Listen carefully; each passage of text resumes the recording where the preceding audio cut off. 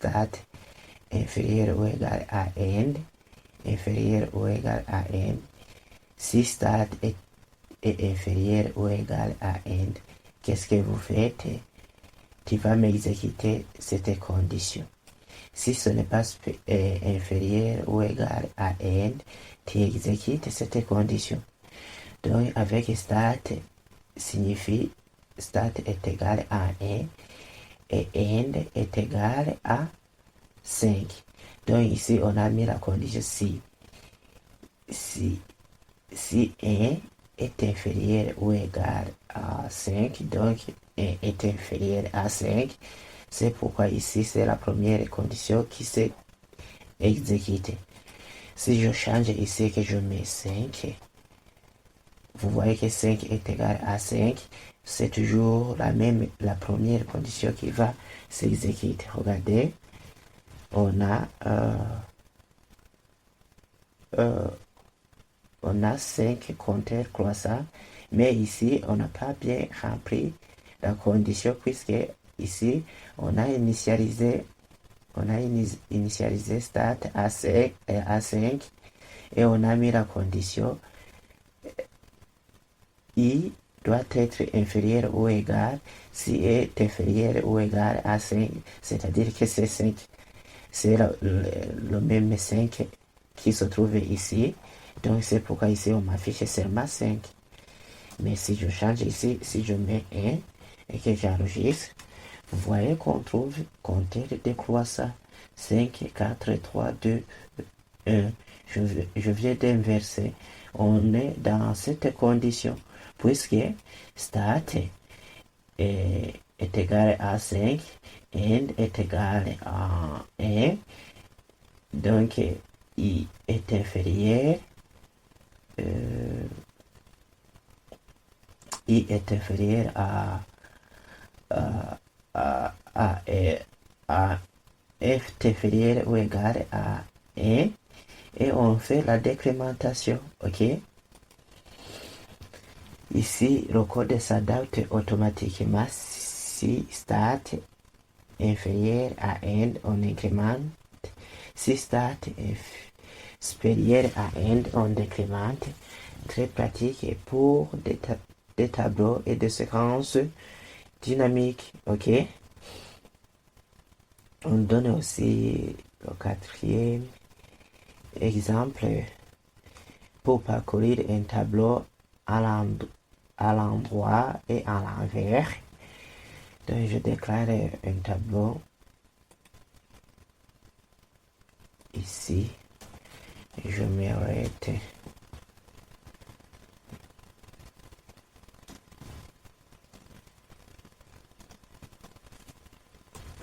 Le fluide. Pomme.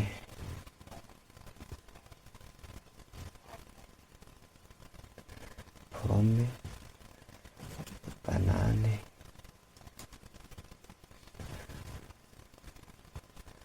Je mets aussi mangue.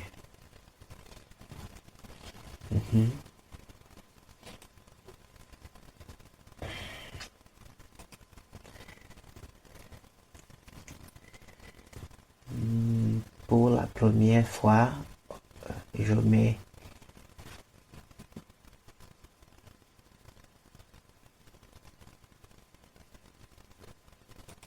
je déclare ici un boucle, je déclare la boucle, je mets je déclare, j'initialise la boucle, TI, avec un tableau, on commence à 0, et puis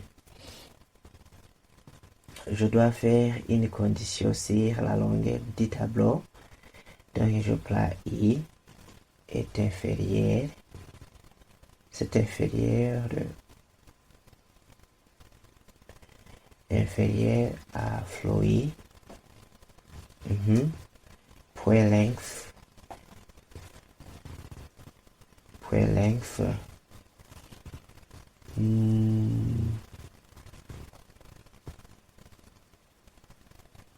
je mets I++, i plus.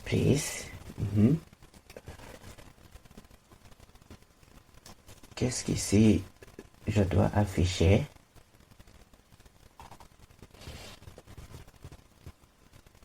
J'affiche que j'affiche les différentes valeurs d'un tableau, donc je mets console.log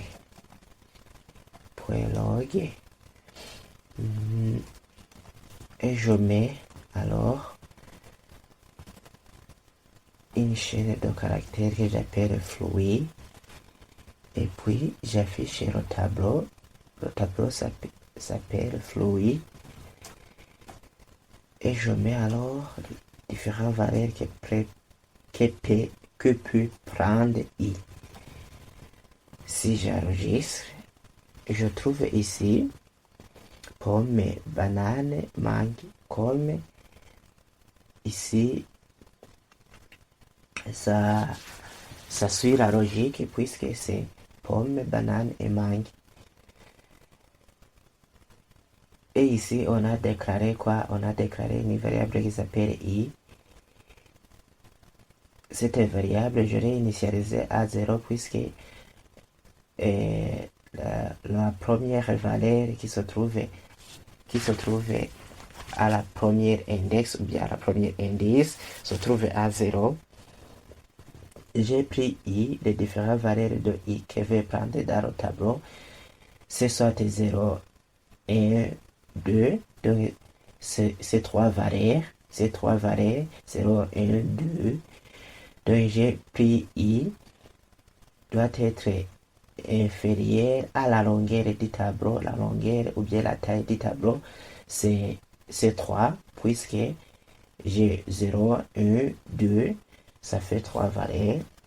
Et on fait l'incrémentation. Et ici, pour afficher un tableau, il suffit de donner le nom du tableau et de mettre les crochets et de mettre les différentes valeurs qu'il peut prendre une des valeurs du tableau. Ok? On peut aussi faire la décrémentation. Je prends l'exemple que nous venons de prendre et de faire. Et puis, ici, je change les valeurs. Je mets fluid pour length supérieur.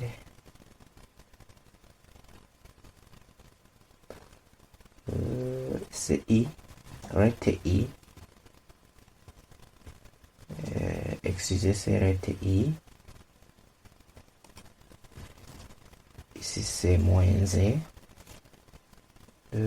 C'est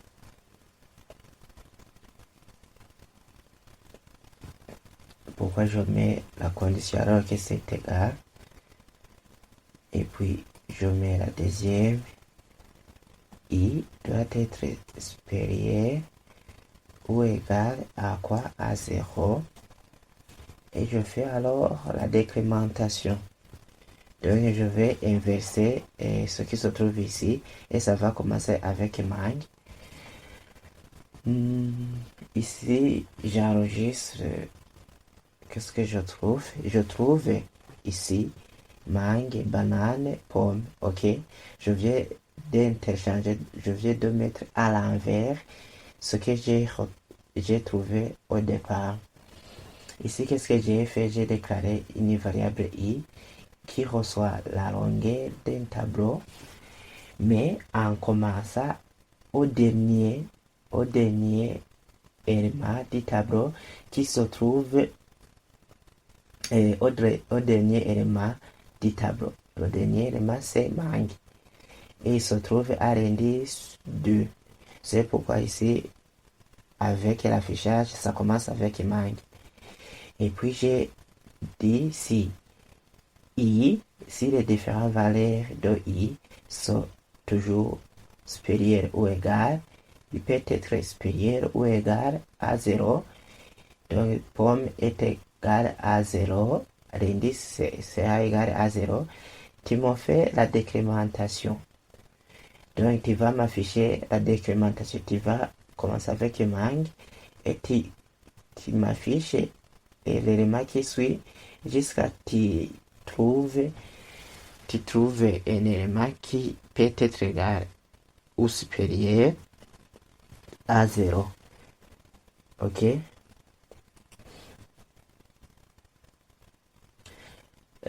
Ici, on montre la flexibilité de la boucle for. Conclusion, voilà maintenant, vous savez comment utiliser la boucle for pour incrémenter et décrémenter et même adapter le sens du compteur selon les besoins. C'est une technique très pratique pour parcourir des séquences, des tableaux ou gérer des compteurs dynamiques. Si vous avez aimé, mettez un pouce bleu et abonnez-vous pour ne rien rater de la série sur les boucles en JavaScript.